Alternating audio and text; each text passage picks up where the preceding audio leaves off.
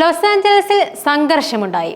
കുടിയേറ്റ പ്രതിഷേധങ്ങളെ തുടർന്ന് national ഗാർഡിൽ വിന്യസിച്ച് Trump ഭരണകൂടം ലോസ് ആഞ്ചലസിൽ കുടിയേറ്റ നിയന്ത്രണങ്ങളുമായി ബന്ധപ്പെട്ട് ഫെഡറൽ ഇമിഗ്രേഷൻ ഓഫീസിനും ഉദ്യോഗസ്ഥർക്കും നേരെ നടന്ന ആക്രമണങ്ങളെ തുടർന്ന് നഗരം സംഘർഷാഭരിതമാണിപ്പോൾ.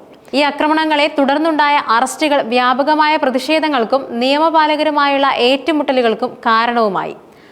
സാഹചര്യങ്ങൾ വഷളായതോടെ കാലിഫോർണിയ ഗവർണർ ഗാവിൻ ന്യൂസമിന്റെ അഭ്യർത്ഥനയില്ലാതെ തന്നെ American president Donald Trump title പ്രകാരം 2000 നാഷണൽ ഗാർഡ് സൈനികരുടെ നഷ്ടം ഏഞ്ചൽസിൽ വിന്യസിച്ചു.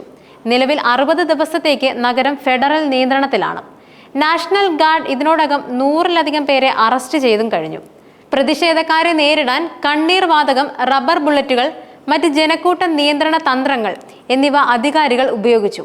പ്രതിഷേധത്തിനിടെ നിരവധി സെൽഫ് ഡ്രൈവിംഗ് വാഹനങ്ങൾ കത്തിച്ചതായും റിപ്പോർട്ടുകളുണ്ട്. ഗവർണറുടെ അനുമതിയില്ലാതെ നാഷണൽ ഗാർഡിനെ വിന്യസിക്കാനുള്ള ട്രംപിന്റെ തീരുമാനം വലിയ വിവാദത്തിന് തിരികൊളുത്തി.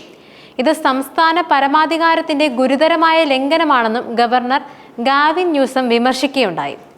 പ്രതിഷേധങ്ങളുടെ തുടക്കം ലോസ് ആഞ്ചലസിലെ കുറിച്ച് American immigration and customs enforcement നടത്തിയ റെയ്ഡുകളാണ് പ്രതിഷേധങ്ങൾക്ക് വഴിവെച്ചത്.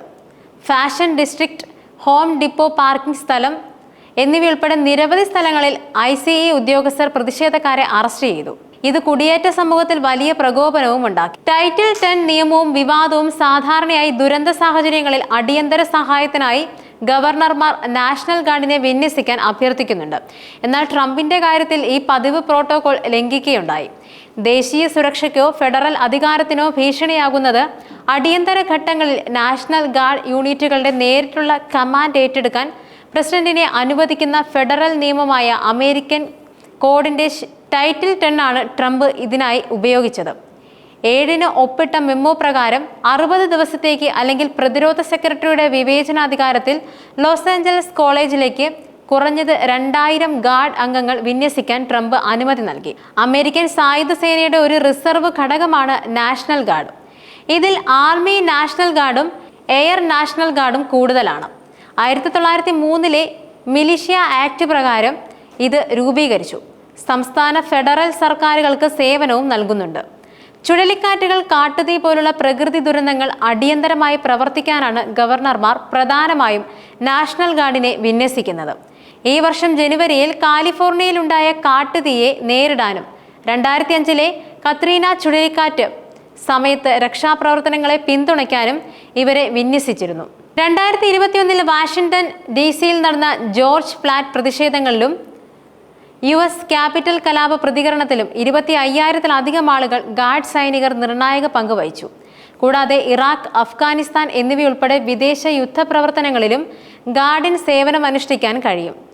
2023-ലെ കണക്കനുസരിച്ച് ഏകദേശം 4,19,000 റിസർവുകൾ ഗാർഡിനുണ്ട്. ഫെഡറൽ നിയന്ത്രണവും രാഷ്ട്രീയ പ്രതികരണങ്ങളും നാഷണൽ ഗാർഡുകൾ സാധാരണയെപ്പോലുള്ള സംസ്ഥാനത്തിന്റെ നിയന്ത്രണത്തിലായിരിക്കുമ്പോൾ ടൈറ്റിൽ 10 ഫെഡറൽ ചട്ടങ്ങൾ വഴി പ്രത്യേക ദേശീയ അടിയന്തരാവസ്ഥയിൽ പ്രസിഡന്റിന് അവയുടെ നിയന്ത്രണം ഏറ്റെടുക്കാൻ കഴിയും. ഈ ഫെഡറേഷൻ ഗാർഡിൻ ഗവർണറുടെ അധികാരപരിധിയിൽ നിന്നും താൽക്കാലികമായി നീക്കം ചെയ്ത് പ്രസിഡന്റിന് അവരുടെ ഒരു ആഭ്യന്തര സുരക്ഷാ സേനയായി ഉപയോഗിക്കാൻ അനുവദിക്കുകയും ചെയ്യുന്നു. ഇത്തരം നടപടികൾ വളരെ അപൂർവമായി മാത്രമേ ഉപയോഗിക്കാറുള്ളൂ. ഗവർണറുടെ അഭ്യർത്ഥനയില്ലാതെ നാഷണൽ ഗാർഡിൽ അവസാനമായി ഫെഡറലൈസ് ചെയ്തത് 1965-ൽ പ്രസിഡന്റ് ലിൻഡൻ B. ജോൺസൺ അലബാമയിൽ ഒരു പൗരാവകാശ മാർച്ച് സംരക്ഷിക്കാൻ സൈന്യത്തെ അയച്ചപ്പോഴാണ്. ഡെമോക്രാറ്റിക് നേതാക്കൾ ട്രംപിന്റെ ഈ നീക്കത്തെ ശക്തമായി അപലപിച്ചിരുന്നു.